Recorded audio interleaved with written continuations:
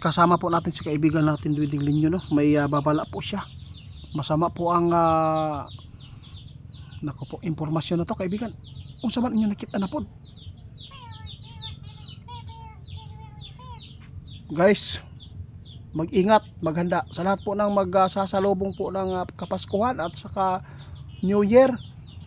Mag-ingat po ngayong buwan na to dahil mayroon talagang nakita pa si kaibigan na dapat po na maging alerto, alisto ang mga tao dahil sa fault line na wala pa rin pagbabago, lalo na mayroon pong nakasagupa ngayon ng malalakas na lindol 5.7 doon sa Surigao yata yon. Nagbabala muli si kaibigan guys ha, kasi nakapokus tayo sa pangyayari dito sa kay Cabral, no? Sa lahat ng makapanood sa amin, walang masama at walang mawawala sa atin kung mag-ingat po lagi tayo.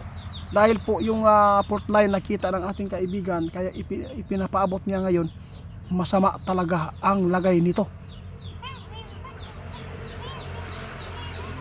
Babanggitin po ng ating kaibigan kung saan pong mga lugar ang kailangan na maghanda, mag-ingat. Luzon, unsa pa? Visayas at Mindanao pa rin guys, no? Mag-ingat kayo dahil ang Pilipinas ay isa na po dito sa napakadelikadong lugar na ito po ay magbibigay ng kapahamakan dahil sa kalamidad na lindol. Sana hindi ito mangyari ang malakas na lindol na kinatatakutan ng ating kaibigan. Kaibigan, wala gyapon dahil na usap ang fault line mo ng gyapon. Nako, ito po yung nakakatakot na balita ng ating kaibigan. Itiit kaya nag-update at nagbigay kami ng babala ngayon dahil sa lagay ng fault line na hindi maganda. Ibig sabihin nito guys, mayroon talagang malakas na lindol pa dito sa atin. Kaya hindi pa rin tayo safety ngayong sasalubong ng Pasko at saka bukas Pasko at saka New Year. Kaya mag-ingat-ingat po tayo sa lahat ng malapit sa dagat, malapit sa mga building. Kailangan po ninyo maging alerto kayo ha. Huwag lang po kayo magpanik. Ang sa amin lang makapagbigay kami ng magana. Sabi ng iba, Diyos na po ang nakakalam. Alam po natin yan. Walang iba ang pinakamakapangyarihan kundi siya lang talaga. Ang sa amin lang, nagbabala lang po kami sa mga tao na hindi po nagmamasid at hindi po nakaalala sa mangyayari at magaganap nito, di ba kaibigan?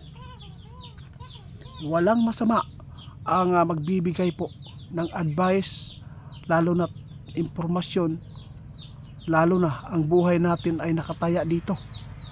Ang kalamidad, napakaraming buhay po ang nawala, maraming kinitil, di ba?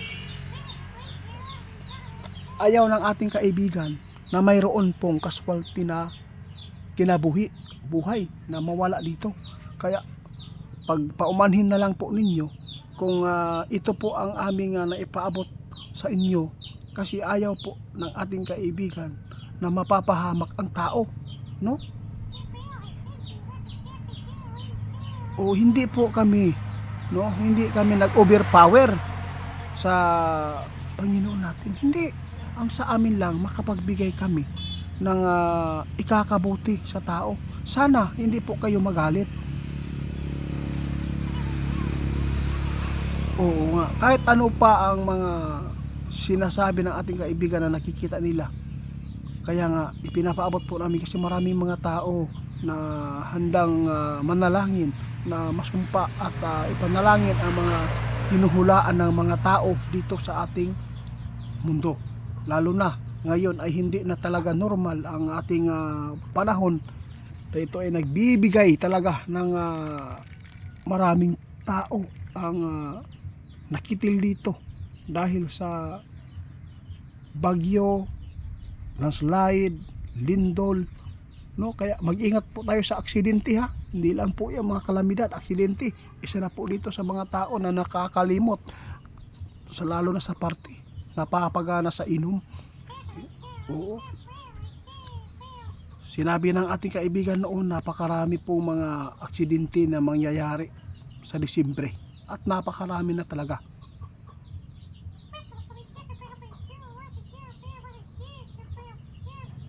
sana guys, no, ingatan tayong lahat, at sana kung ano man po ang pag-iingat po sa atin ngayong taon na to, yun po ang ating panalangin sa 2026, na hindi po tayo na mapapahamak kung ano man po ang nangyari sa 2025, no, inaalagaan tayo, sana po mas dublihin pa ang Panginoon sa atin. Kaya si kaibigan wala na guys, no, umalis na, kaya ako na lang po ang magbibigay ng others na pagbabala sa lahat ng malapit sa dagat, ilog, mga landslide area. Mag-ingat tayong lahat, no, hindi lang po yan, no? Awag po nating pabayaan ang ating mga bata na mga ruling, kasi mayroon na pong napahamak.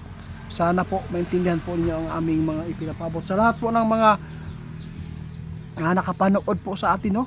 Hindi po yan Facebook ko si Ghost Hunter 88 Fans, hindi po yan ako. Si Ghost Hunter 88 Fans scammer po yan. Mag-ingat po kayo sa kanila, dahil napakarami na po nilang hinihingian, kasi ang duwende daw naghihingi ng alay, kaya binibigyan po daw nila. So marami po nagpaabot sa atin, kaya mag-ingat po kayo, kaya Ghost Hunter 88 Fans.